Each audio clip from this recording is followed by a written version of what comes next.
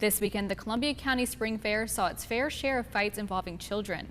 There has been social media chatter about people saying they saw a gun or heard gunshots.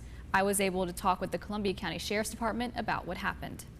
Although the fair has a rule that children 17 and under must be accompanied by a parent after 7 p.m., there were still many incidents on Friday night, including fights between a 14 and 16-year-old. And Saturday night, the fair had to close early at 9:30 due to unsupervised kids cutting lines and not following rules. Based on the fact of the disruptions and the unruliness, the Merchants Association decided to close down the fair. People on social media say they saw a gun or heard gunshots, but investigators say they have no proof that weapons were shown or fired at the fair. There's no indications and no proof whatsoever that that occurred.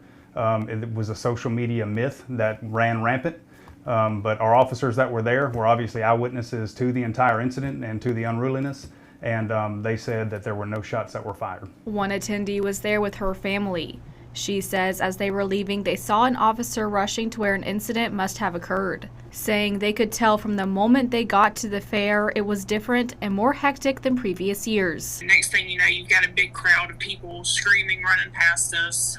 My husband grabbed me and the baby, and we went beside a vendor, and she had us hide behind one of her curtains because nobody knew what was going on. Inglet says she hopes attendees get refunds because some had just gotten to the fair before they were forced to leave. Shed says they are looking into videos. If we can prove that someone was an instigator, then they will definitely be charged. The sheriff's office plans to provide more officers this weekend to ensure the safety of people who want to go to the fair. Our plans for this upcoming weekend is to bolster our efforts with security and have even more officers on hand so that nothing like this happens again.